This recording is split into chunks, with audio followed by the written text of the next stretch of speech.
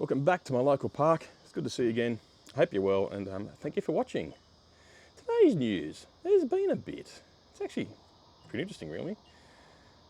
Obviously, we'll start up with XPeng. Start at the bottom. Start with X, alphabetical order. Gearing up for Australian debut next year. Key powertrain details. Top spec model will have 702 kilometres of range. That's a CLT range, so take that as you will. Maybe, I think the average is what, 20% less. So maybe looking at 500 to 600 k's real world range with that one. 80 kilowatt hour battery, not too bad. Entry level of the XPeng comes with a 68 kilowatt hour battery and apparently is good for 600 k's of range. Again, the CLTC series. I mean benchmark, so probably maybe more like 450 to 500.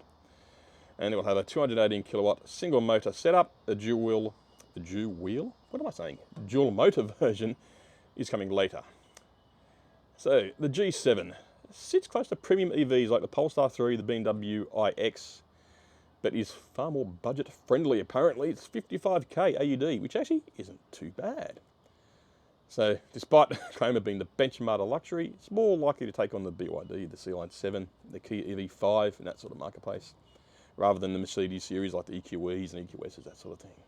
Anyway, the BMW iX45 has some improvements. Okay, is that all? Comes in more power, more range, and more glow. It's got like a glowing grille now. I mean, personally, I think those front BMW grills are hideous. Making them glow? Come on. It's not only you can see how ugly it is during the daylight, you can see how ugly it is at night too. But again, my personal preference. The serious upgrade, apparently. No, not just another software update to turn your seats on. It replaces the xDrive 40 Sport, apparently. And it comes with the grille that glows. Performance is up to 300 kilowatts, 700 meters of newtons of torques, making it a full second quicker than the previous model, up to 5.1. 5.1. But then again, it's still better than your petrol car of the same size, isn't it? The traction battery, or the main high voltage battery, is now 30% bigger. Sits at 94.8 kilowatts. 600 k's of range out of 94 kilowatts. It's a thirsty beast. And again, most of the Europeans are, like, especially the Audis and those sort of things. The Audis and Mercedes are not known for being efficient, that's for sure. Is it the weight of the vehicles? Is it the luxury? And hello, Mr. Pee-wee, you're about to eat something. Oh, there's food next to my foot. And the price tag, we all worry about the price tag. 142,900 AUD, because, you know, luxury doesn't come cheap, we all know that. Now to address those Nissan and Tesla rumours. Okay, this is just my theory. It's nothing to do with actual, well, it could be fact, I guess, I don't know. Well, we all know that We all know that Honda and Nissan were trying to save each other's asses. Honda, not so much. Nissan, yes. Now, they were in a deal for Honda to take over Nissan and for Nissan to become a subsidiary, I can't even say that word properly, of Honda, right? So basically you'd have Honda, and Honda would sell Honda vehicles under a Nissan brand, a sub-brand. Nissan did not like this.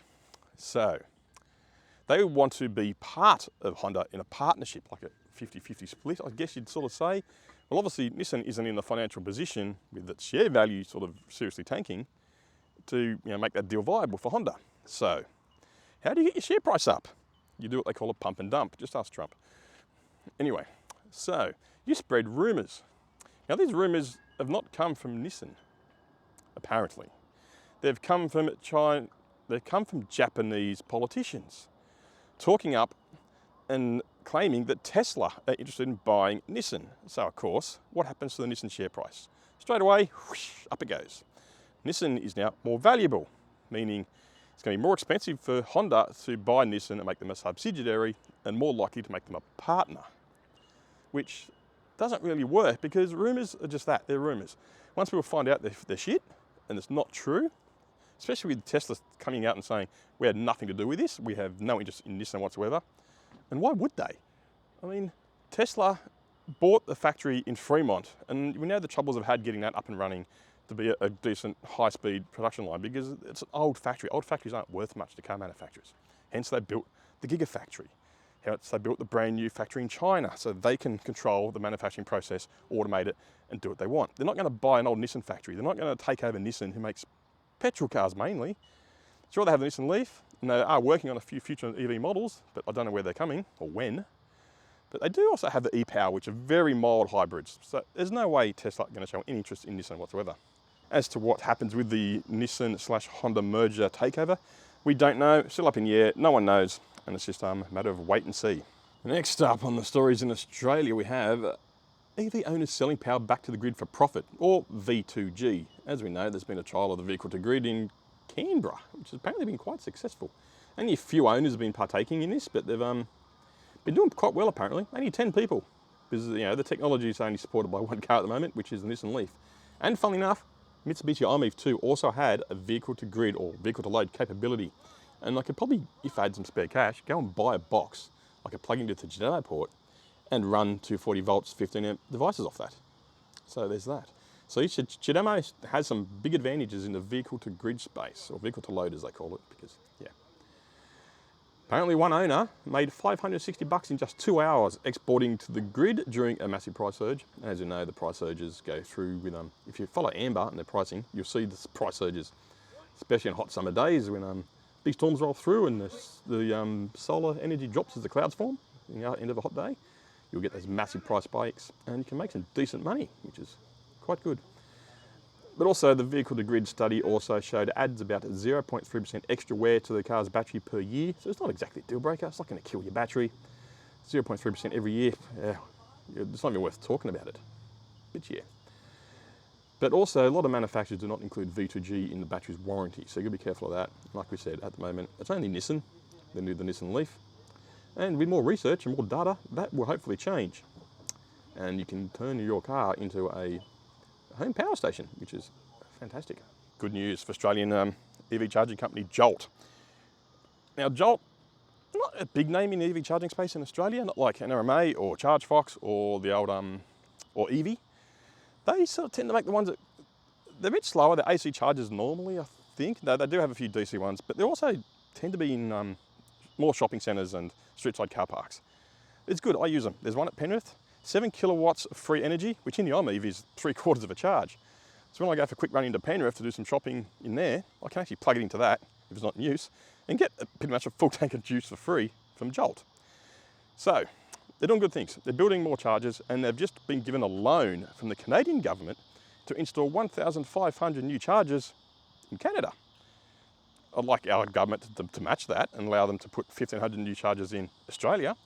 But yeah, $194 million for Jolt, Australian company, doing well in Canada. Can we just see the same in Australia, please? Because that would be fantastic. Best EVs of 2025 by Drive Car of the Year.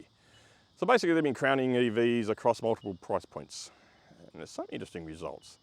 Luxury car segment, Polestar 4 has taken the honours with that one, taking a best luxury car under 100K. It's beat out the BMW i4, the Mercedes C-Class. And thanks to its Scandinavian design, high-end materials and quiet ultra ride, judges praise this place, blah, blah, blah, blah. Meanwhile, best urban EV. I've never heard of best urban EV. I mean, it's just, I'm assuming maybe the smaller versions. I don't know what you classify as an urban EV, doesn't say. Under 100K. If you're going to spend 100K, you're not going to be buying a small EV, are you? So I don't really see that as an urban EV, 100K. Maybe make the urban EV under 40K. How about that? Tesla Model 3 has won that one, remains undefeated for a second year in a row, even with stiff competition with Polestar and BMW. Efficiency and massive supercharger network is just what got it over the line. Again, efficiency. Tesla have always been good on efficiency. For the power the cars have got, the size of them, and the supercharger network it's unbeatable. So what else we got? Budget EV, under 50K, BYD Seal. Well deserved. BYD Seal seems quite popular. A lot of people love it. I've seen a lot of them on the road. Premium styling, high-tech interior, and comfortable ride, proving that affordability doesn't mean cheap, which is true. I mean, with the Chinese manufacturers hitting the market now under competition, there's some top quality cars coming out for very good pricing, and Australian consumers are just the winners overall, which is fantastic news. So congratulations to BYD and those wins as well.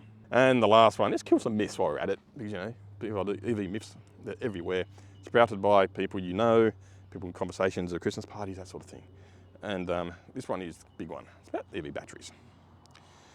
British EV specialists RSEV have studied 300 high mileage EVs. Yes, welcome back. GoPro decided to do what GoPros do best and turn off mid-filming for no apparent reason whatsoever. Apparently it got hot, which is, you're still doing this, GoPro, really, after all this time? Anyway, where was I? Yes, battery longevity story. Busting EV myths. The big one is also battery, obviously battery lifespan. What do you do when your battery dies? What do you do after 5 years? Well, If you know me, I've got a Mitsubishi iMove. It's 16 years old this year. Battery's still fine. Yes, it has degradation. Yes, it's lost about 25 to 30% of its range. Still does the same job it was designed to do, just doesn't go as far. But nothing with that. Anyway, this report, 300 high mileage EVs were studied and found that on average they retain 90% of their battery capacity after 144,000 kilometres. So that's pretty good.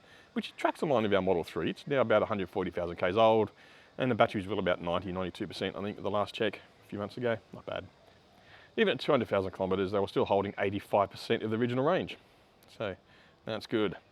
And those worrying about the batteries dying, well, they don't. They found even after 480,000 kilometres, the chances of the battery failure are in the extremely to unlikely category. So yeah, you're good for 500,000 kilometres, not a problem whatsoever.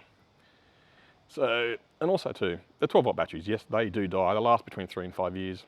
Our Mitsubishi iMove had one die just last week. The Tesla's 12-volt battery died probably about 6 months ago. $160 cost to replace that, but yeah, 12-volt batteries, they die in any car, petrol or electric. So that's it. Battery longevity fears, it's all bullshit. So next time somebody tells you that the batteries last 5 years, tell them they're full of crap and stop spreading disinformation, because that's exactly what it is. It's deliberate misinformation to get people to not buy EVs. So that is it. Now I've got to concentrate on this lawn. How am I going to cut that without using fossil fuels? Well, that's quite easy. Next video. Thank you for watching. Take care of yourselves. I hope you're well. And I'll see you in the next video when I might be cutting some stuff. So, see ya.